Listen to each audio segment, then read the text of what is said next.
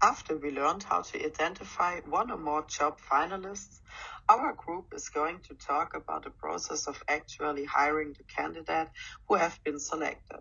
It is called the final match. Shortly, I will present you the content of our presentation. First, I give you an overview of the requirements for an enforceable contract and issues around the employment contract process. Then Josh is presenting you the major components of a job offer and points to address in it, followed by Kati giving you an overview of the job offer process. At least we prepared some questions for the discussion.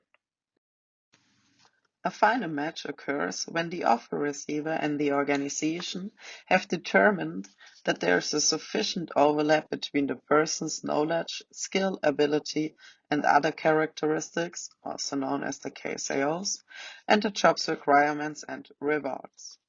For example, here we have a candidate on the one side and a company on the other side. The candidate says he wants to work for a company and the company wants a candidate to work for them. Sometimes organizations get into legal trouble when they fail to understand the contractual nature of many employment relationships. So this relationship has to be legally and enforceable. But how? With a legally binding employment contract. And that's the point I am going to talk now. I start with the requirements for an enforceable contract. First, the offer. It is usually made by the employer and is based on the terms and conditions of employment the employer wishes for. The terms must be clear and specific. Vague statements and offers are unacceptable. Second, the acceptance. The offer must be accepted on the terms as offered. For example, if the employer offers a salary of $100,000 per year, the offer receiver has to either accept or reject that term. If the offer receiver responds to this offer by saying, pay me $100,001 and I come to work for you, this is not an acceptance. Rather, it's a counteroffer and the employer must now either formally accept or reject it. Third, consideration. It's the exchange of something of value between the parties to the contract. Usually it involves an exchange of promises.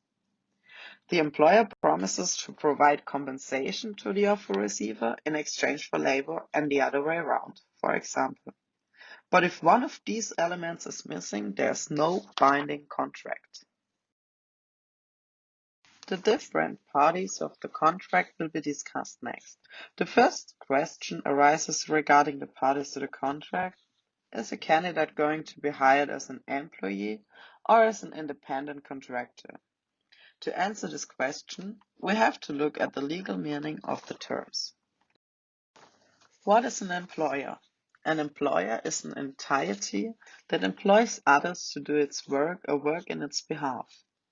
In a relationship with an employee, it means that the employer has the right to specify the work output and the work methods to be followed.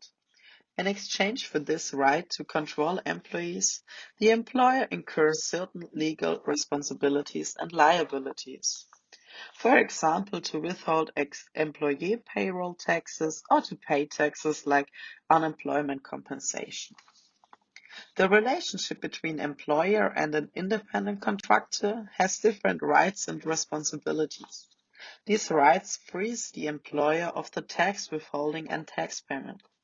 In exchange for these advantages of using independent contractors, the employer substantially loses the right to control the contractor. The employer cannot dictate where, when, or how work is to be done, but can still control the expected results. There's an increasing number of individuals who should be classified as employees, but they are being reported as independent contractor. The consequences are that such a misclassification can result in substantially tax and other legal liability problems for the organization. Results out of that can be that this push has resulted in the collection of millions of dollars in unpaid taxes, as well as payouts of millions of additional dollars due to underpayments and insufficient benefits provision.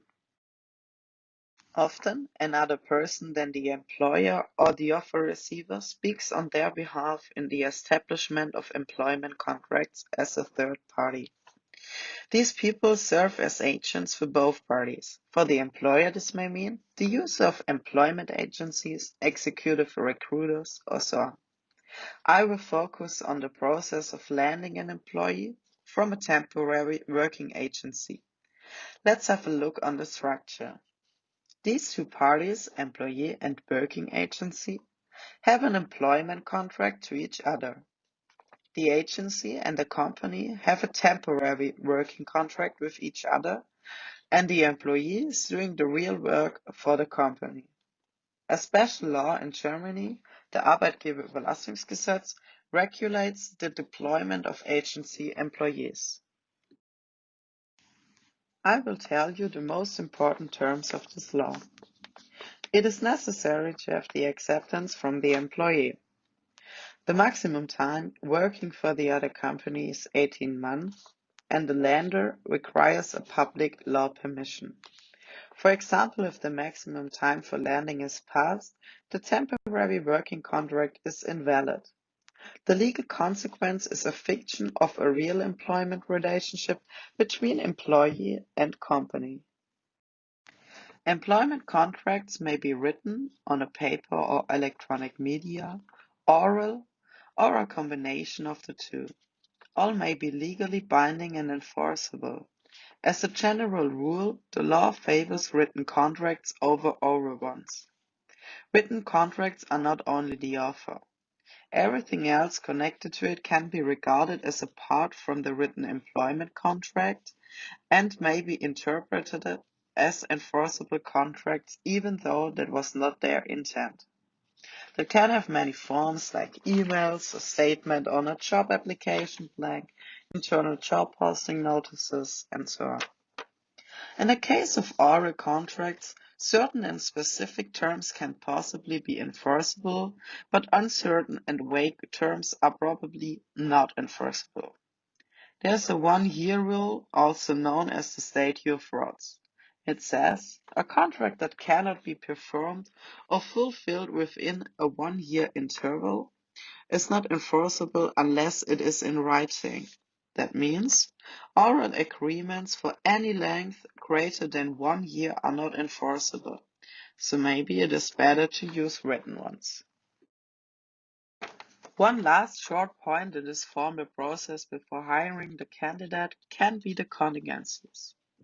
In this case, the employer may wish to make a job offer that is contingent on certain other conditions being fulfilled by the offer receiver. Contingencies to a contract are generally enforceable, complex, and may be made only within defined limits. Examples may be the passage of a medical exam, including alcohol drug screening tests, or the satisfactory background and reference check. I think that can be important, for example, in the case of hiring individuals in school or in the kindergarten. It should be checked if the candidate may have any priors, especially because of child molestation or in rape cases. So far, so good. Now you got enough background informations of enforceable and legally binding contracts. Josh is now continuing with the topic job offers. An attempt to induce the receiver into an organization, usually in form of an employment relationship, finally sealed by a legally binding employment contract. The most common tactic used to deliver this argument is the strategic approach, hereby finding a job offer that is beneficial for both parties and determining how to rank the importance of the job finalists by selecting those who will receive an enhanced offer. A common strategic approach is the Employee Value Proposition, or in short EVP. By mixing extrinsic and intrinsic rewards, the purpose of the EVP is to persuade the finalist of the compellingness of the offer, and therefore making it hard for him to turn down. The EVP should present a package of rewards, varying in magnitude, distinctiveness, and combination. Generally, the EVP consists of four forces, namely labor market conditions, organization needs, applicant needs, as well as legal issues. Most of this is pretty self-explanatory. If the labor market is quite tight, like the market for highly qualified IT people or computer engineers, for example, then this probably is a quite competitive labor market, making it necessary for employers to sweeten the offer in order to fill their vacancies with the best people possible. It's basically just how supply and demands work. Same counts here for the organization needs. If the company is desperate to fill their vacancies, then it will have to step up the offer to get their desired employees. The level of employee attractiveness is influenced by a variety of factors, like the likely performance of the possible hire, the extent to which he will fit in the organization, or the cost the offer, if accepted, will cost the firm. So organization needs is basically just the amount of rewards the company is willing to grant their possible employee. To switch the perspective, the applicant needs are basically those rewards which will most likely make the desired individual happy. For this, the company preferably needs as much information about the applicant as possible to make the offer as distinct and individually appealing as possible. While most people would probably like a higher pay, unlimited vacation days may be more attractive for young people who like to travel and explore, while flexible working hours are a better argument for parents with small kids. Also, there are different intrinsic rewards that will make an offer more unique, like a casual work environment, consequent job coaching, or the possibility to bring in your own ideas. Also, the applicant's willingness to leave his current job should be taken into consideration. If he already has his dream job, then maybe no realistic offer could really convince him to change to your company. Lastly, there are some legal factors to keep an eye on when creating a job offer, like goals for equal employment opportunities. A job offer contains a variety of different rewards, from which some are mandatory, while others are optional, as well as some basic information that simply has to be communicated. First, the starting date and the duration of the contract have to be set. While the starting date usually is at least 2 weeks in the future in order to give the new employee enough time to settle things with his old employer, the duration of the contract can either be definite or indefinite, meaning that there is no clear ending date formulated. Also, there should be a clause which states whether the contract can be terminated by one side, by both sides, or by neither. Second, every job offer formulates a number of certain rewards, out of which the level of compensation is the most obvious one. While most employees still seem to favor a good conventional compensation, meaning high basic wages, over variable pays, there are different ways to operate starting pays. Without getting into too much details, you basically differentiate between flat rate pay, meaning that everyone is getting the same amount of money no matter what, and differential rates, which means that certain applicants with special or important skills, or from a region with higher average salary, will probably receive a higher starting pay.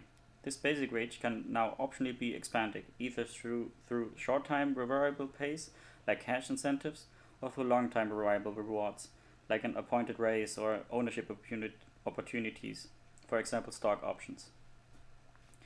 Thirdly, there are a set of rewards that can optionally be added to every job offer.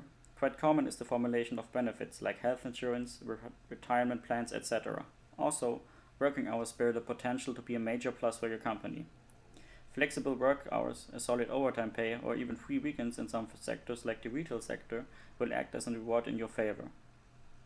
Other examples for this type of extra rewards includes hiring or signature bonuses and severance packages, which are quite common for executive staffing and are paid when the soon-to-be employee signs or deploys the company, as well as so-called hot skills premiums, which are temporary pays added to the regular salary in times of overheated markets and extreme skill shortage. If your company acts nationwide or even internationally, you might want to offer relocation assistance, especially for expats. Lastly, there are a number of individually negotiated deals, also called idiosyncratic deals, which can vary from special trainings and work opportunities to special agreements like home office, variable work hours, or a company computer, tablet, or car. Further optional elements of a job offer include different employee restrictions, for example confidentiality clauses, non-compete agreements which prohibited employees to hire at direct competitors, as well as payback agreements, also called golden handcuffs, which require the employee to repay certain fees if they leave prematurely. The job offer should end with some kind of acceptance terms, requiring the employee to accept or reject the offer without revision. If you want to see some real examples, please click the link below. Here you will find a real job offer from big companies like Google, Yahoo, EA, or Oracle. In case you now want to write a job offer and are looking for some experience, you could just go to Google, where you will find quite literally a gazillion different articles on how to write a perfect job offer nobody could ever refuse. But since time is money, we already did this job for you, and therefore present the top 6 job offer tips you could possibly read on the internet. Number 1. Move fast, don't waste any time. This will show your interest in the applicant and will reduce any chances that he takes another offer before yours. Number 2. Always call first. Before sending a mail or even a letter, call the soon-to-be employee. Excite him and show your willingness to get him on your team. Number 3. Set a deadline. Long negotiations are tiring and not a sign of a good start, so why risk them? Number 4. Offer a competitive salary or raise the applicant's last salary by at least 10%. Everything else will most likely only lead to counter-offers and further negotiations. Number 5. Find out which benefits really matter to your workers. Be informed and act effective. And number 6. During the whole process, stay in touch with your candidates. Don't let them think your company lost all interest. Now that we have heard how a contract should be structured, what needs to be taken into account in its formulation, and we have also been informed about the strategic approach side, we conclude with an overview of the entire job offer process. At this point, we would like to use the multiple hurdle approach from Lecture 11 to show up where we are in the recruitment and selection process. First of all, the applications of the candidates were reviewed and selected by the application blanks.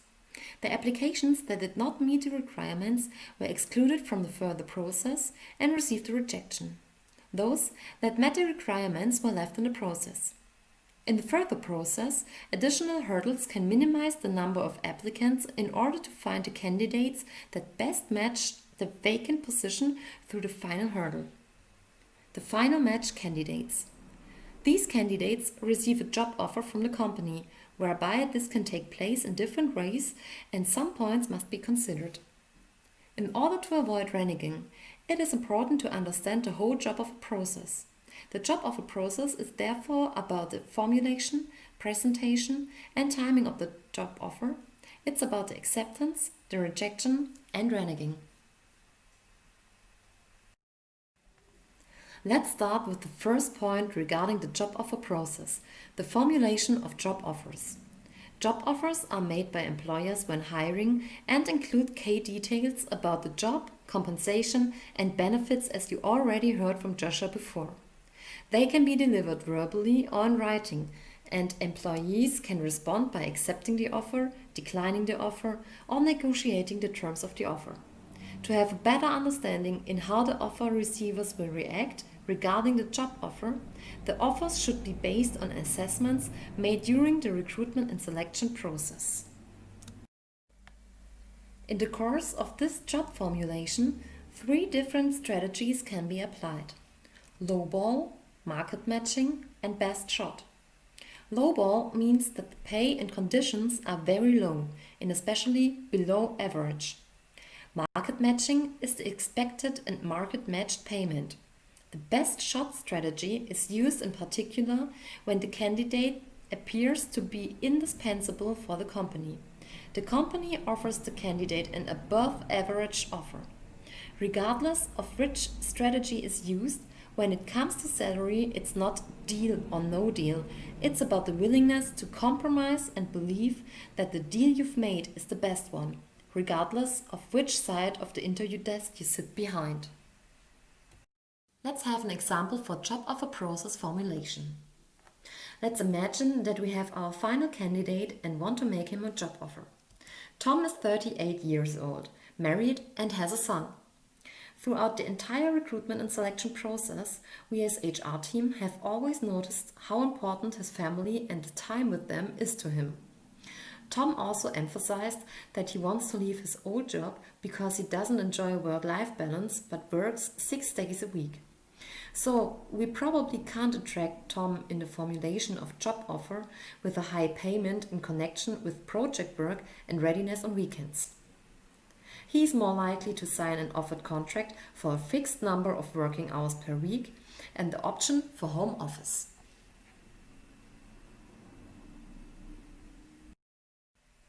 Let's talk about 2 different ways of presenting the job offer: the sales approach and the mechanical approach. The comparison of the two possibilities shows the respective advantages and disadvantages. At first sight, it seems that the choice of the best option for the job offer presentation is obvious, since the advantages of the mechanical approach outweigh the disadvantages. However, it must be pointed out that the advantages and disadvantages should not be weighted equally. If one puts oneself in the position to receive a job offer, the majority probably feels better or more appreciated when thinking about a job offer presentation based on the sales approach. Although the mechanical approach is cheaper in terms of time and money, if the applicant cancels the job offer because he does not feel comfortable with the presentation, the money a company saved within the mechanical approach and even more is lost. Let's have an example for job offer process presentation. Sarah is a senior manager at A and has 15 years of professional experience. She's applying to our company for the same position. How should she receive the job offer? Via the sales approach or via the mechanical approach? A company should always coordinate the choice of approach with the position to be filled.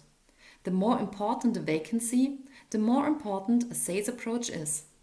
Thus, the chance that the applicant promises is increased immensely.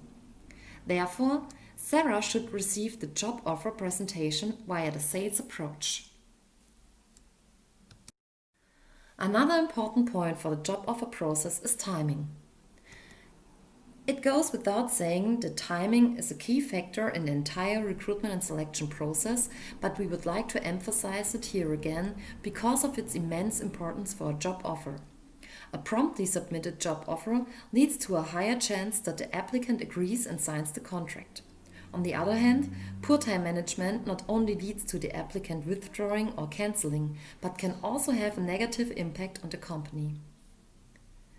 The hiring process and its time can vary from employer to employer, the type of job you are applying for, and the industry in which you work. Glassdoor found an average duration of 23.8 days, although there were also processes in which only 1 or 2 days passed between the final interview and the job offer. Once the job offer has been made, there are 3 further scenarios: acceptance, rejection, and reneging. The best outcome for companies is the acceptance of the job offer by the applicant. Here it should be again paid attention to the fact that all formalities and agreements were kept. It is also important in the case of acceptance to build up a relationship with the candidate, for example by having the future supervisor congratulate him or her on the decision with a phone call. This is intended to reduce cognitive dissonance in particular, in order to avoid the candidate regretting his decision and yet withdrawing it. The opposite case of acceptance is rejection, which, as well as reneging, can be made by the company as well as by the candidate. We know this kind of situation from other steps during the recruitment and selection process. Reneging, or also called withdrawn, means that the company or the applicant withdraws the offer. If this happens, it should be communicated honestly and openly to the other party as soon as possible. From the company's point of view, a solution can also be sought that compensates the candidate or accommodates him or her by promising to fill the next vacancy. The reasons for reneging can be very different. On the applicant side, for example, it is possible that a better job offer is available in the meantime. On the company side, for example, financial bottlenecks can be a reason.